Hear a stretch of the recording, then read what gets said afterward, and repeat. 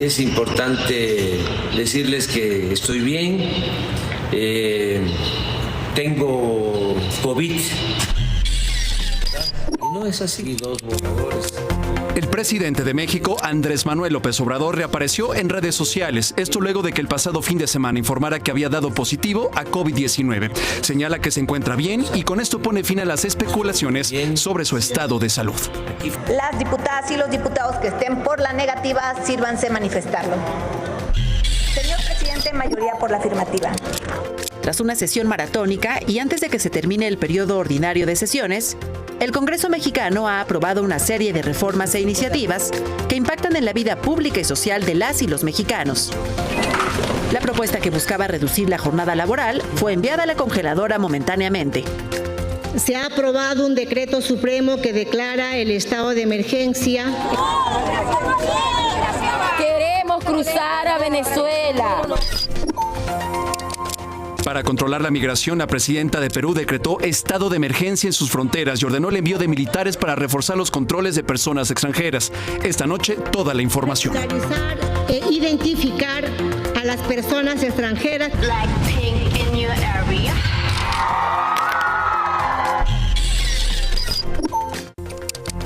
Lisa, Rosé, Jennie y Jisoo, quienes integran Blackpink, la banda de K-pop que fue elegida como artista del año por la revista Time,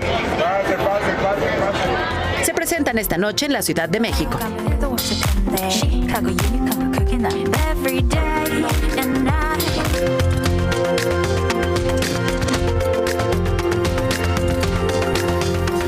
Bienvenidos, bienvenides. Esto es N+ Prime. Yo soy Guillermo Blanco. Gracias por acompañarnos. Soy Alejandra Gallardo y les invitamos a seguirnos en las redes sociales de N+, N+ Media. También nos sintonizan a través de la plataforma ViX. Comenzamos con la información.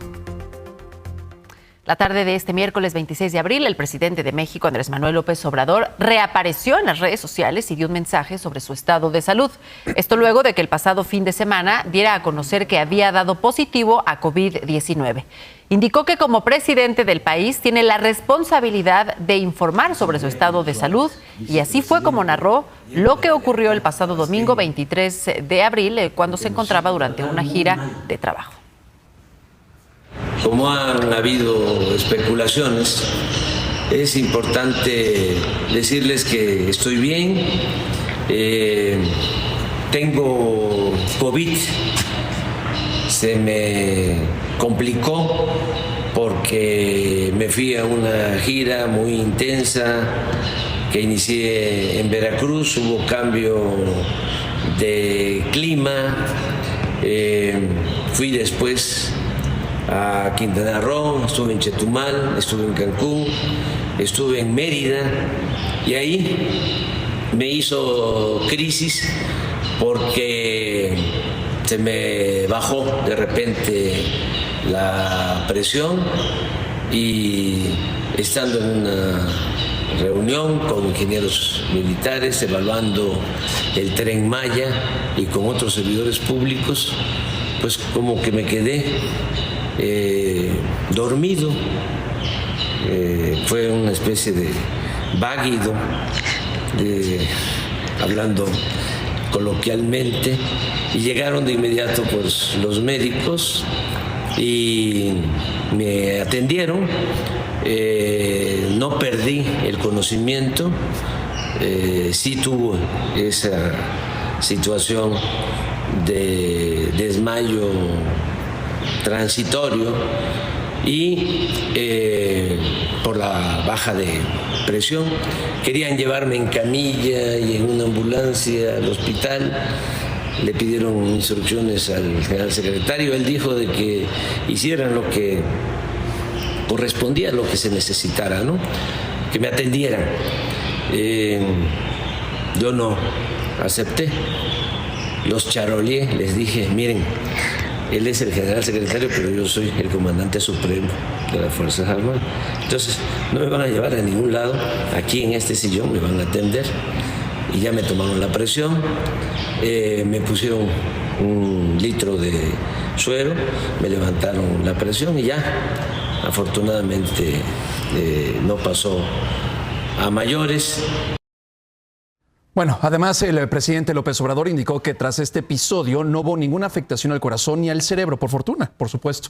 Apuntó que fue trasladado a la Ciudad de México en una ambulancia aérea y aunque ya había informado sobre su estado de salud, empezaron las especulaciones refiriéndose a este tuit que subió el domingo. En tanto, dijo que él sigue y está trabajando. Sin embargo, pues empezaron las especulaciones, porque pues, mis adversarios tienen mucha imaginación y es como decirles ahora, aunque lo tendría que estar repitiendo, decirles muerto que tú matáis o que vos matáis, goza de cabal salud, porque han dicho muchísimas cosas, ¿no? De que me dio un derrame cerebral, de que aquí en Palacio están médicos especialistas de cardiología del Hospital Militar, y no es así. Afortunadamente estoy muy bien, estoy trabajando, ya escribí 2 borradores en estos días de 2 discursos, el del día primero, el Día del Trabajo, y el discurso que voy a pronunciar el día 5 de mayo en Puebla, con motivo de la batalla de Puebla. Estoy bien, me están informando de lo que está sucediendo en el país. Afortunadamente, las cosas están marchando. En más información de lo que ocurre en México, a más de una semana de que se lanzara la campaña de prevención contra las adicciones, Si te drogas te dañas, la secretaria de Educación Pública en este país, Leticia Ramírez, indicó que aunque en México se reportan algunas muertes por el consumo de fentanilo, México no es un país consumidor de esta droga, por lo que en una reunión con el Sindicato Nacional de Trabajadores de la Educación, dijo que se trabaja en esta campaña que llegará a más de 11 millones de estudiantes de 62,000 escuelas a través de 82,000 docentes de escuelas públicas y particulares de nivel secundaria y bachillerato en todo el país. Vamos ahora al tema migratorio. Mañana, 27 de abril, se cumple un mes ya del incendio en la estación migratoria en Ciudad Juárez, en Chihuahua, donde murieron 40 personas migrantes y 27 personas más resultaron heridas. Hoy se dieron a conocer nuevas imágenes de los momentos previos al incendio. Se trata de una grabación de más de 16 minutos. En esta se observa cómo ingresan por un pasillo 24 migrantes, ahí los vemos esposados, están siendo custodiados por 11 agentes de migración, 2 de ellos mujeres. En esta otra imagen se observa la estancia de hombres donde se encuentran decenas de migrantes y colchonetas de diversos colores en el piso. Qué horror de imágenes. En otro momento se observa cómo están formados, ya lo veíamos. En estas imágenes se aprecia que los migrantes, las personas migrantes, empiezan con las protestas y se acercan a la puerta. Vean cómo van acomodando las colchonetas. Y se puede observar, el que está sentado en la silla, que solamente hay un guardia de seguridad a cargo que estaba, como lo veíamos, sentado en esa silla y que se le ve hacer absolutamente nada. Después de varios minutos, los migrantes comienzan a colocar, como lo estábamos viendo, las colchonetas para tapar la estancia. Tras salirse de control la situación, el guardia de seguridad pide apoyo del personal de migración. Hay el momento cuando ya se sale de control y se observa cómo comienza a salir el humo de esta celda y no se les ve intención alguna, acción alguna de apagar el fuego. Solo se limitan a grabar y hablar a través de sus teléfonos celulares. Tanto el guardia, que presuntamente tiene las llaves de la celda, y el agente de migración salen del lugar, dejando a las personas migrantes encerradas y que dejó pues este mortal saldo de 40 personas muertas. Y tras este incendio en la estación migratoria en Ciudad Juárez, Chihuahua, que decíamos dejó 40 personas migrantes sin vida el pasado 27 de marzo, el secretario de Gobernación en México, Adán Augusto López, informó este día que se garantizará la reparación del daño a las familias de las víctimas. Señaló que se ha entablado comunicación con las familias de las personas migrantes a través de la Subsecretaría de Derechos Humanos y la Comisión de Atención a Víctimas, y con esto se busca garantizarles en todo caso la reparación del daño. En tanto, el 25 de abril les informamos aquí en NM Prime de la muerte de un migrante que participaba en esta caravana de Via Crucis migrante que partió de Tapachula, Chiapas, sur de México, el pasado 23 de abril. Hoy la Cancillería hondureña reveló la identidad de esta persona migrante que falleció en Huixtla, Chiapas, el mismo estado sureño de México. Se trata de Melvin Saúl Chacón, cuya causa de muerte fue un infarto, y agregó que ya se realizan los trámites para la repatriación de los restos. Y bueno, la más reciente información con esta caravana Mia Crucis migrante que salió, decíamos, durante el fin de semana de Chiapas y que tenía como destino final la Ciudad de México. Esta tarde anunció que ya no seguirá su camino hacia la capital mexicana luego de un acercamiento con autoridades migratorias. Vamos con nuestro compañero Juan Álvarez, corresponsal de N+ Chiapas, con la actualización de la información. ¿Cómo estás, Juan? Muy buenas noches. ¿Qué tal, Alejandra, Guillermo? ¿Cómo están? Buenas noches. En efecto, como ustedes lo comentan, comentarles que el acuerdo que tuvo la caravana es precisamente eso, suspender el camino que tenían previsto para llegar a la Ciudad de México y esperar al Instituto Nacional de Migración que venga a esta ciudad de Villacomaltitlán y les otorgue estas peticiones que tienen ellos, que son autobuses para la Ciudad de México o para alguna frontera norte, y también la entrega de las tarjetas de visas por razones humanitarias con el permiso de 1 año para poder transitar. El acuerdo que llegaron ellos. La tarde, Irineo Mujica, el director de Pueblos Sin Fronteras, que es encargado de la caravana, les mencionaba que había recibido de nueva cuenta una llamada del Instituto Nacional de Migración donde les ofrecía que si querían los documentos tendrían que regresar a Tapachula.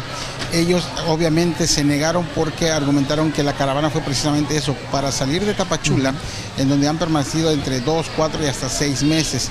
Entonces el acuerdo fue que no iban a seguir caminando y que iban a estar esperando aquí al menos 3 días, en los próximos 3 días pretenden permanecer y esperar la respuesta a las peticiones que le hicieron ellos ya al Instituto Nacional de Migración a través de la Comisión Nacional de Derechos Humanos, que ha sido la interlocución entre el Instituto Nacional de Migración y los voceros de la caravana. ¿Qué se espera, Guillermo, Alejandra, para las próximas horas? Es que ellos permanezcan aquí en el domo de lo que es el Parque Central, también están una parte en el Auditorio Municipal y otra parte en el Teatro del Pueblo. Se han dividido en 3 lugares precisamente para evitar que estén aglomerados todos ellos. Como podemos verlos en las imágenes aéreas, se observa que están prácticamente en todo el área del Parque Central, en las jardineras, en el domo, están buscando cómo colocarse y esperar.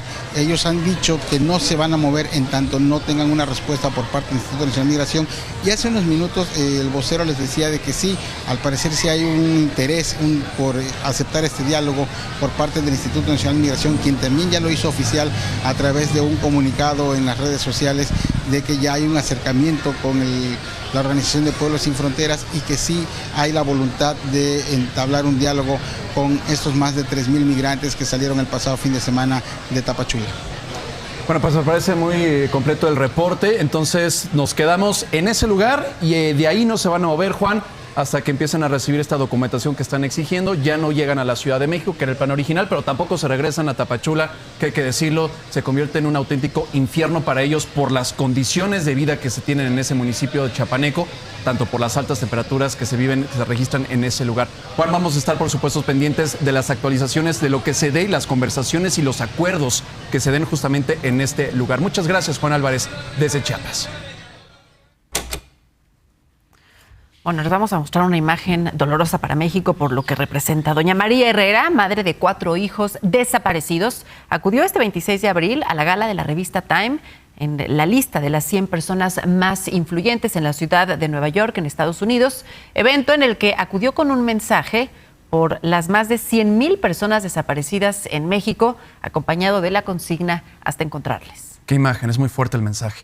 El pasado 14 de abril conversamos aquí justamente en N+ Prime con María Herrera, donde nos platicó que su aparición en esta lista, en este ranking de la publicación Time, es un reconocimiento no solamente a ella, sino al esfuerzo de todas las personas y en particular de las madres que viven este infierno, esta pesadilla de la desaparición de algún hijo o de algún familiar. Y ahí pues el mensaje en esta gala de la revista Time. Mucha información. En una sesión que duró cerca de 24 horas, diputadas y diputados de México aprobaron varias modificaciones a diversas leyes muy importantes. Jorge Rodríguez con este recuento legislativo. Creo que lo menos que podemos hacer las diputadas y diputados es honrar la diplomacia mexicana. Siguen los movimientos en el Congreso mexicano. En una sesión de 24 horas, diputados aprobaron que la Secretaría de la Función Pública concentre contrataciones públicas y no Hacienda.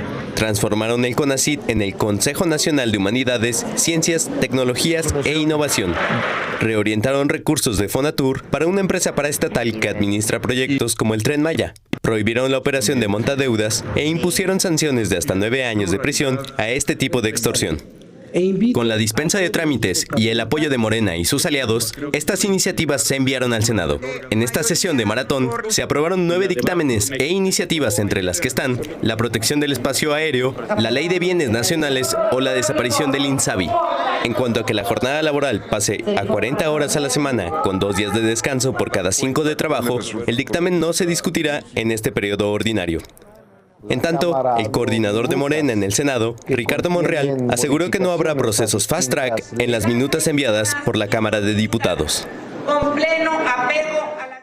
Precisamente sobre estas reformas, en N+ Media hablamos con los diputados federales Salomón Chertorivsky y Emanuel Reyes Carmona, quienes expusieron sus posturas con relación a la desaparición del Instituto de Salud para el Bienestar, el INSABI. Y ahora sí, transitar hacia un sistema de salud unificado, porque hay que recordar que cuando existía el mal llamado Seguro Popular, de manera paralela estaba el IMSS Oportunidades, luego vino el INSABI y también estaba el IMSS Bienestar, y bueno, hay que decir que ahora solamente existirá un servicio para toda la población que no tiene seguridad social. Que le pregunten a los millones de mexicanos que eran atendidos y financiados por el Seguro Popular lo que sí era. Se desapareció e inventan una cosa que se llama INSABI, que no tiene claridad en sus reglas, que no tiene claridad en su financiamiento, que no tiene claridad en el paquete de padecimientos que cubre, y entonces decir todo para todos es como decir nada para nadie. Bueno, ya que estamos en los temas musicales, Guillermo, sin duda el K-pop está arrasando en estos momentos alrededor del mundo, ¿sí?, pero particularmente en la Ciudad de México. Fernando García, desde el concierto Blackpink en el Foro Sol. ¿Cómo está todo por allá? Muy buenas noches. Memo, buenas noches a ustedes, también a todo el... Acá, pues como pueden ver a mis espaldas, nos quedamos solos, porque ya comenzó, ya se escucha por allá los primeros acordes del primer concierto de la banda Blackpink, esta banda de K-pop tan destacada en la Ciudad de México, pero no nada más en México, sino que es su primera presentación en un país de Latinoamérica. Es una ocasión histórica y me quedo corto al decirlo. Oye, Fer, nos decías que el ambiente, la verdad, las historias que se generan alrededor de estos grandes conciertos, la verdad es que muy buenas historias, y hablábamos de la importancia que tiene la cultura del K-pop en el mercado mexicano. Es muchísimo más grande de lo que nosotros pudiéramos pensar. Sí, de hecho, es un fenómeno que abarca no solo lo musical, porque también abarca las cuestiones de los K-dramas, que son estas series televisivas bastante largas, pero que también son muy recurrentes para la audiencia mexicana.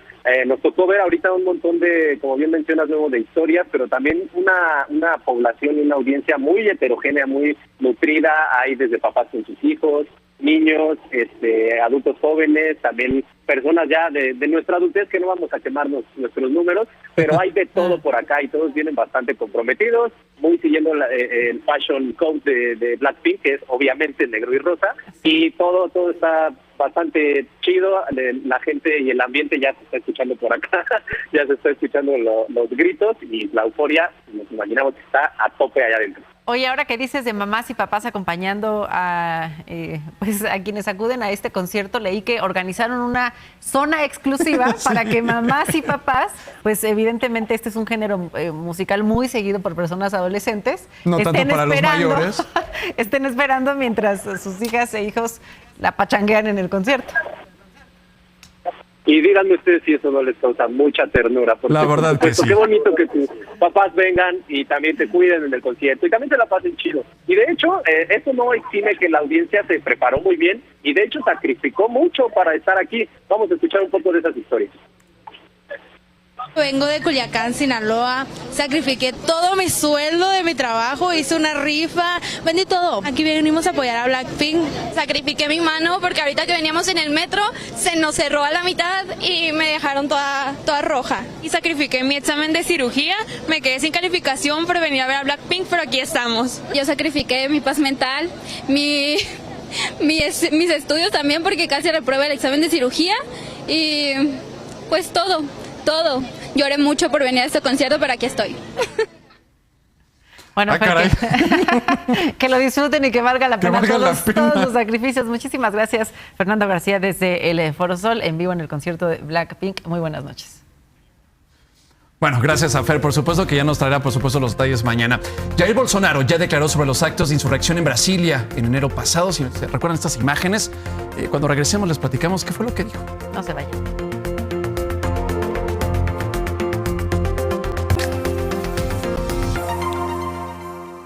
Estamos de regreso en NMAS Prime y escuchen esto. La Universidad Nacional Autónoma de México ha desarrollado una serie de videojuegos que ayudan en la rehabilitación de personas luego de vivir un infarto cerebral. ¿De qué se trata?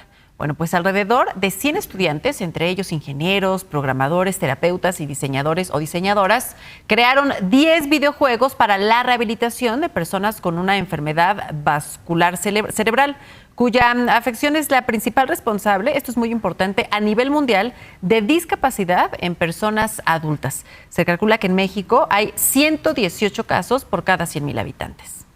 Bueno, justamente para hablar del tema nos acompaña esta noche Ana María Escalante Gonzalvo, quien es investigadora del Instituto de Fisiología Celular de la Universidad Nacional Autónoma de México. Muchísimas gracias por esta conversación, Ana María.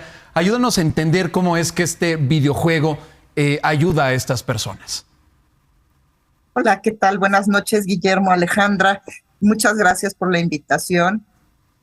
Pues básicamente lo que nosotros buscamos es poder llegar a ofrecer lo que se llama telerehabilitación. Entonces, la idea es que eventualmente las personas puedan tener los videojuegos en su casa y puedan realizar la terapia de rehabilitación de forma remota. De esta forma se abordan dos problemas muy importantes en la rehabilitación, que es el inicio temprano de la terapia y la frecuencia con la que se realiza. Generalmente no hay disponibilidad de citas suficientes en los centros de rehabilitación para que los pacientes puedan comenzar la terapia de forma temprana, que es sumamente importante para garantizar su recuperación, y además realizarla con alta frecuencia.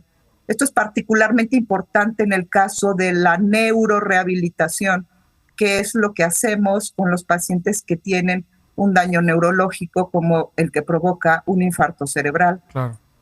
Porque necesitamos conseguir que el cerebro vuelva a establecer conexiones, vuelva a aprender. Y para este aprendizaje es muy importante la repetición y la intensidad de la terapia. Entonces, los videojuegos lo que hacen es invitar al paciente a realizar ciertos movimientos de manera repetitiva, pero de una forma amena. El videojuego pues entretiene al paciente, le busca que consiga un objetivo y el paciente está realizando muchos movimientos, muchas repeticiones de un movimiento realmente sin darse cuenta. Ana María, seguramente después de escucharte habrá muchas personas interesadas. Por ahora, ¿cómo se encuentra este proyecto de videojuegos para rehabilitación neuronal? Es decir, ¿solamente es un proyecto piloto? ¿Está disponible para personas que deseen adquirirlo o tienen que hacerlo a través de la UNAM? ¿Cómo está funcionando? Pues mira, nosotros estamos todavía en la etapa de investigación.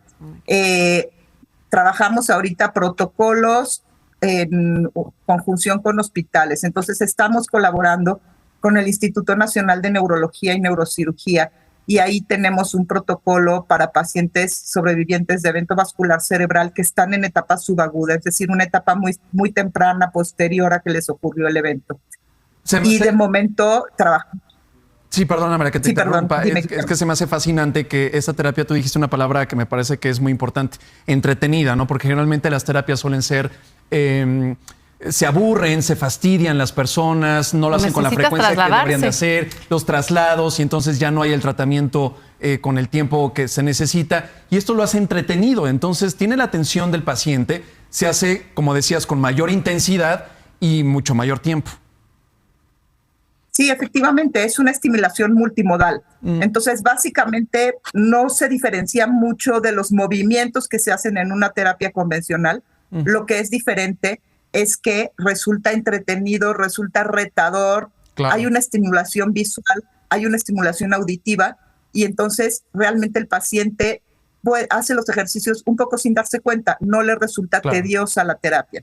Pues me parece, insisto, fascinante y también importante conocer los grandes avances, de ahí la importancia de la ciencia y la investigación en este país. Gracias a Ana María Escalante Gonzalvo, quien es investigadora del Instituto de Fisiología Celular de la UNAM, y que pronto este proyecto esté a la disposición de toda la gente que así lo necesite. Un abrazo, gracias.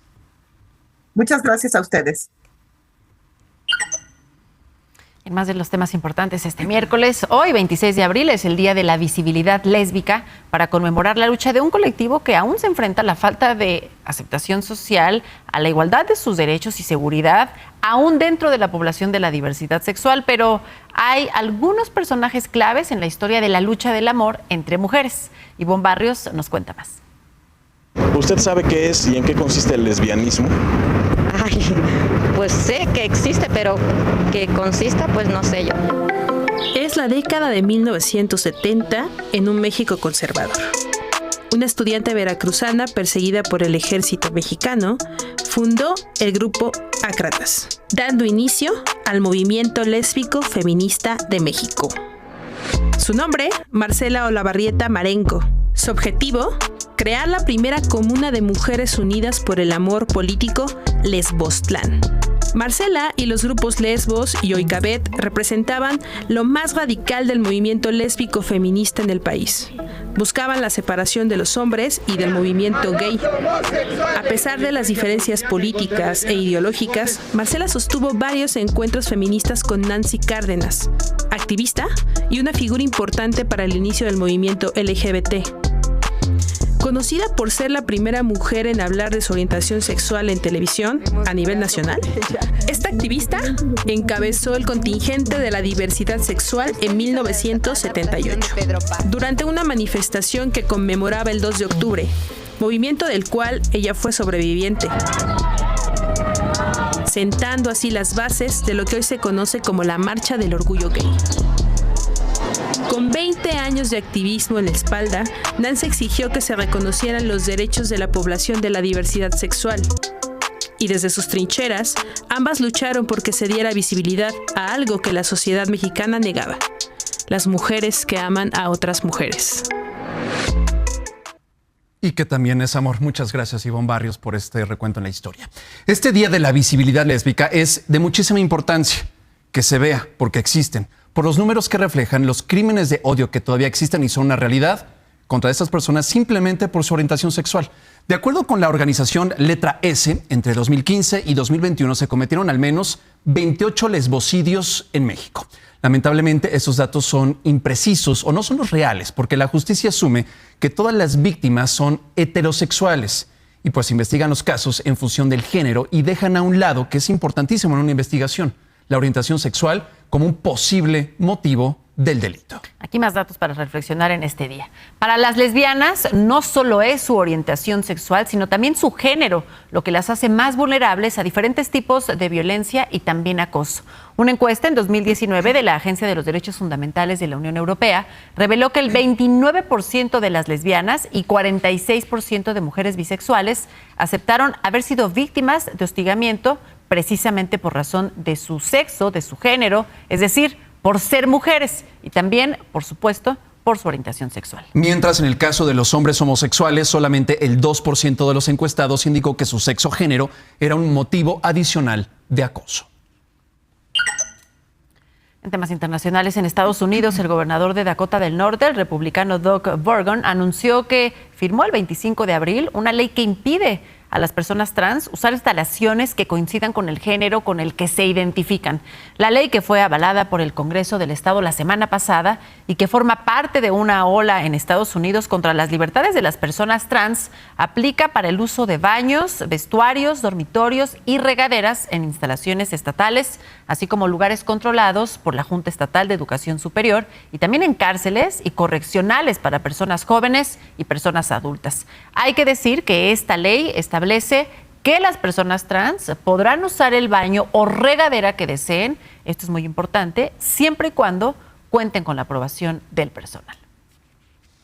Increíble. La Cámara de Representantes del Estado de Montana, noroeste de Estados Unidos, votó este 26 de abril a favor de vetar a la legisladora demócrata Zoe Zephyr, quien se ha opuesto abiertamente a los proyectos que buscan acotar las libertades de las personas trans en este estado.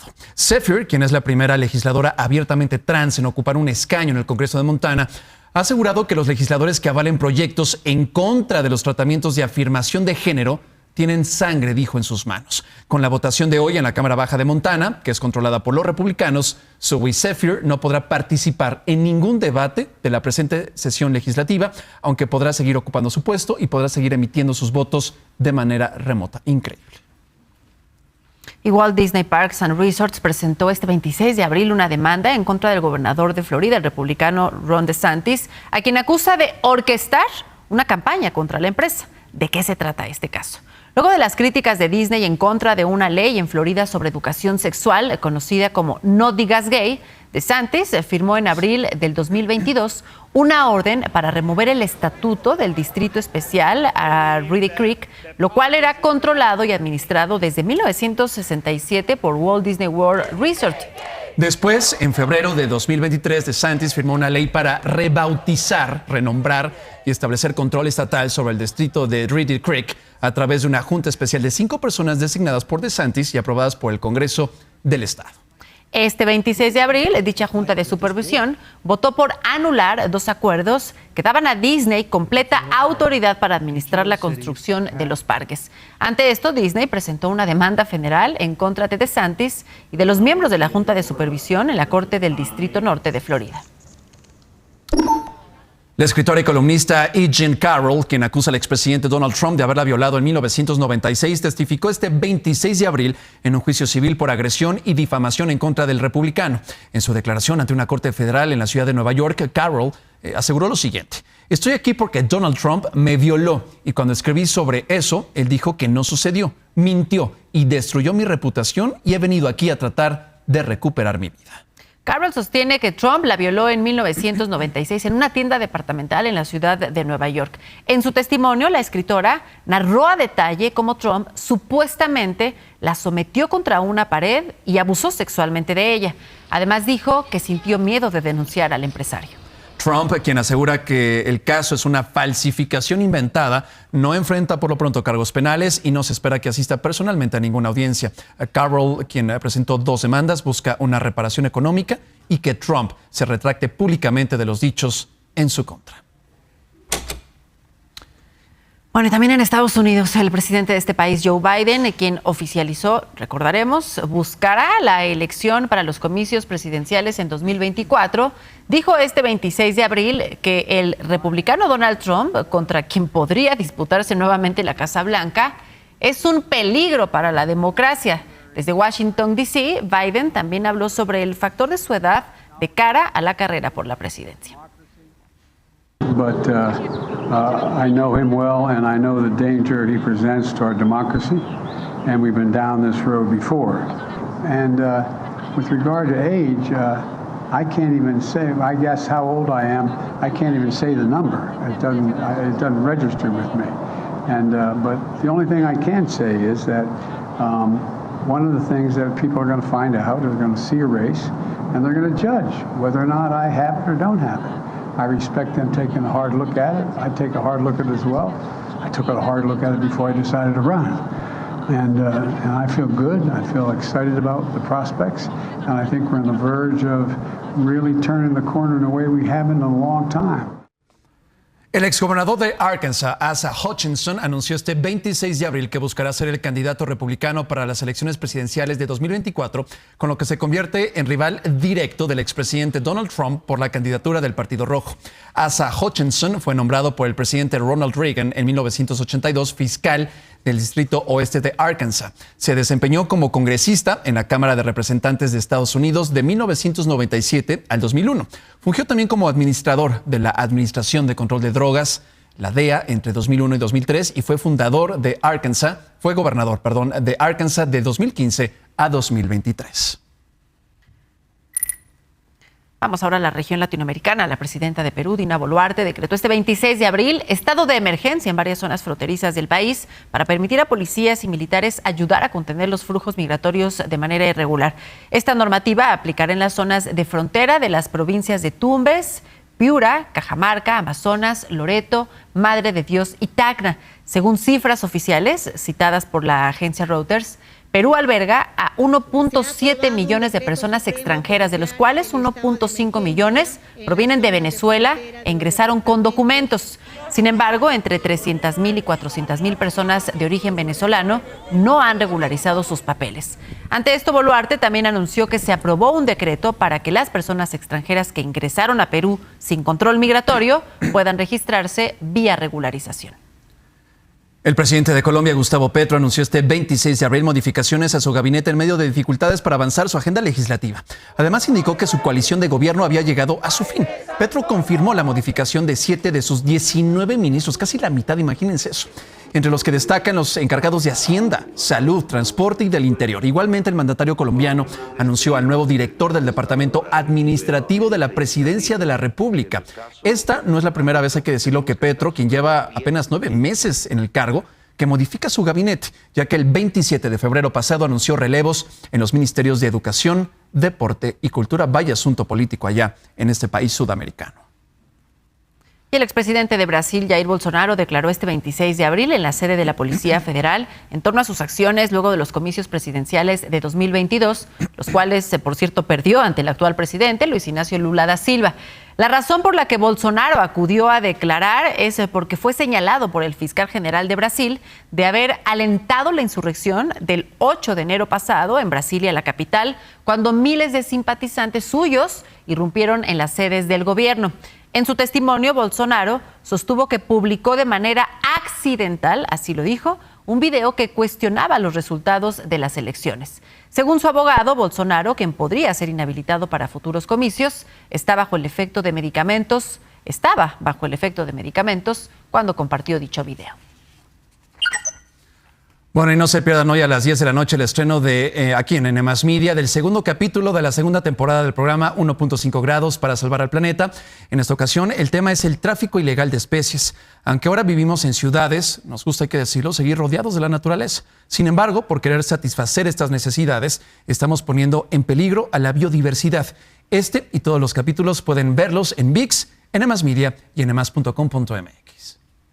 Hoy el mundo enfrenta un máximo nivel de extinciones. El comercio ilegal es la cuarta actividad más importante del mundo. Hay muchos millones de personas que dependen de ese comercio. ¿Podemos comerciar con la biodiversidad sin acabar con ella? 1.5 grados para salvar al planeta. Hoy, 10 de la noche por N+ Media. Bueno, y hablando del reino animal, hay una triste noticia. La reserva de rinocerontes, la reserva más grande del mundo, que se encuentra en Sudáfrica, se puso a subasta este 26 de abril. Esto luego de que su dueño, el empresario John Jones, de 81 años de edad, dijo que ya no puede hacerse cargo de la manutención de los casi 2,000 rinocerontes que habitan en esta zona. En entrevista, el dueño de esta reserva, no lo puedo creer de verdad, aseguró que su fortuna de $130 millones se ha ido en la manutención de los rinocerontes, por lo que el proyecto que ha realizado durante 3 décadas y que era evitar justamente la caza de los rinocerontes es ya insostenible. La puja de la subasta inicia en $10 millones.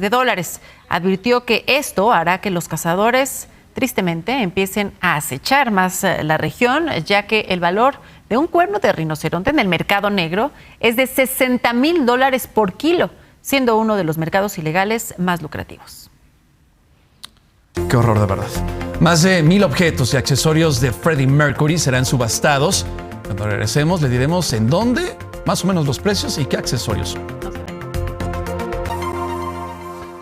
Más noticias aquí en N+ Prime. En medio del caos en la República de Sudán, noroeste de África, por los enfrentamientos entre el ejército y la organización paramilitar Fuerzas de Apoyo Rápido, se han reportado fugas masivas de las prisiones de este país. De acuerdo con el ejército, entre los reclusos que se han escapado hay exfuncionarios del régimen del presidente Omar al-Bashir, quien fue derrocado en 2019 y quien se encuentra en un hospital bajo resguardo militar. Emanuel Rosales con el reporte.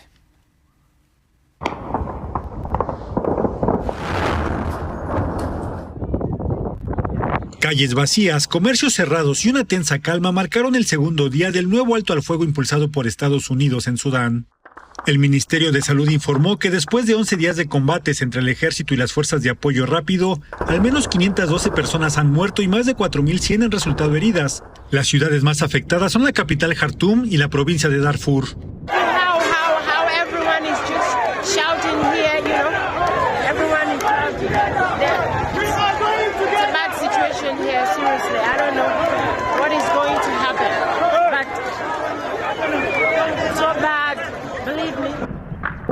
aunque con menor intensidad que en días anteriores, se siguieron registrando enfrentamientos en Jartum, principalmente en zonas estratégicas como el Palacio Republicano, la Comandancia General de las Fuerzas Armadas y el aeropuerto. La disminución de los combates ha sido aprovechada para acelerar las operaciones de evacuación de ciudadanos extranjeros, mientras los sudaneses buscan escapar por cualquier medio hacia zonas más seguras. Miles de ellos esperan en la frontera con Egipto, que fue cerrada. بقالي أكتر من 14 ساعة في الحدود السودانية. الحدود قافلة من امبارح مش عارفين نخش. مفيش مية مفيش أكل. أنا ما أكلتش بقالي يومين تقريبا. Con la reactivación de algunas actividades se ha hecho evidente la escasez de productos básicos. Además, 59 de los 82 hospitales que hay en Jartum y ciudades cercanas están fuera de servicio. En el resto de los hospitales cada vez hay menos personal médico y los cortes de electricidad ponen en riesgo la vida de los pacientes. Already the violence has taken a terrible toll on health. WHO expects there will be many more deaths due to outbreaks, lack of access to food and water, and disruptions to essential health services. En medio del caos se reportó la fuga de Ahmed Haroum, mano derecha del dictador Omar al-Bashir y uno de los hombres más buscados por la Corte Penal Internacional, acusado de crímenes contra la humanidad y genocidio. Además de provocar una ola de desplazados, el conflicto interrumpió el proceso de transición democrática que estaba en marcha en Sudán para poner fin al golpe de Estado de 2021. Y también algo muy importante este día, los presidentes de Ucrania, Volodymyr Zelensky, y de China, Xi Jinping, tuvieron una conversación telefónica hoy miércoles 26 de abril. El primer contacto público entre ambos líderes desde la invasión de Rusia a Ucrania, ocurrida el 24 de febrero en 2022. Zelensky anunció el nombramiento de un embajador de China, mientras que los medios en el gigante asiático señalaron que tras la conversación de casi una hora, Xi Jinping no usó la palabra Rusia y ni guerra, y dejó en claro que el respeto mutuo a la soberanía y a la integridad territorial es la base política de las relaciones entre China y Ucrania. Por primera vez en la historia, la comunidad científica logró captar en directo un chorro de materia expulsado desde un agujero negro supermasivo. Este fenómeno cósmico inédito ocurrido en el centro de la galaxia Messier 87 a 55 millones de años luz de distancia de la Vía Láctea. Este agujero fue captado en 2018 y fue el primero en ser fotografiado. Recordemos que los agujeros negros engullen todo, pero también lanzan chorros de materia que salen al parecer del disco de energía que los rodea. Esto es fascinante. Aunque aún no se sabe cómo funciona este fenómeno a certeza, pues los científicos esperan que en los próximos años se pueda dar respuesta a varias interrogantes, varios pues de los misterios que encierra todavía el universo. Y en otros temas continúan los preparativos para la coronación del rey Carlos III, que se realizará el próximo 6 de mayo. Desde, por supuesto, la comida hasta la música, Horacio Rocha-Staines nos cuenta otros avances que ya está para este evento. Era el rey de chocolate con nariz de cacahuate, dice la canción de Cricri, y ahora lo es también el rey Carlos III. Después de que se reveló este busto de 23 kilos previo a su coronación el próximo 6 de mayo. Y no solo este busto que usó 17 litros de chocolate ha sido preparado. Muchas otras cosas aprietan el acelerador. La música que escucharemos ese día, por ejemplo. Carlos III ha encargado la creación de 12 piezas musicales nuevas, como un himno escrito por el famoso Andrew Lloyd Webber, o una marcha del mismo compositor que trabajó en las películas de Harry Potter. Niños que participarán en el coro practican ya todo el tiempo y naturalmente están nerviosos. It's a bit scary probably because so many people will be watching, but it'll be really cool, I think. It's exciting and it's quite nerve-wracking. Desde la muerte de la reina Isabel II, Carlos III ya ha introducido varios cambios en la monarquía y más podrían materializarse. Por ejemplo, reducir el número de miembros oficiales en la familia real. La coronación es un buen momento para intentar demostrar qué tan diferente es a su madre. Expertos concuerdan en que la coronación reflejará parte de esos cambios. We're going to see big differences compared with the Queen's coronation in 1953. The guest list is much smaller. There will only be 2,000 guests instead of 8,000. The service will be shorter. The 1953 coronation lasted 3 hours. And I think we will see much stronger representation of other faiths. Gran esfuerzo se está colocando en cada detalle de la coronación, evento simbólico que de todas las otras monarquías en Europa, desde Bélgica hasta Noruega, solo se mantiene en el Reino Unido. La casa de subastas Sotheby's pondrá a la venta el próximo septiembre más de 1,500 objetos personales de Freddie Mercury, vocalista y líder en su momento de la extraordinaria banda Queen. Estos se van a repartir a lo largo de 6 pujas y la casa de subastas espera una recaudación aproximada de 7.4 millones de euros, es decir, más o menos, escuchen esto, 148 millones de pesos mexicanos. La venta tendrá lugar en Londres, en Inglaterra, pero antes la colección, que incluye una corona, una capa de piel sintética y terciopelo rojo, así como 9 páginas de la letra del tema We Are the Champions, manuscrita por el cantante. Si no pueden ir a esta subasta, se exhibirán en Nueva York, Los Ángeles y Hong Kong en junio, para luego exponerse en Londres a partir del 4 de agosto y hasta el 5 de septiembre. Bueno, pues nos damos gracias. Nos quedamos con las ganas. Nos quedamos con las ganas. Gracias por acompañarnos. Lo dejamos con 1.5 grados para salvar al planeta. Y por supuesto, más noticias a través de las redes sociales de N+.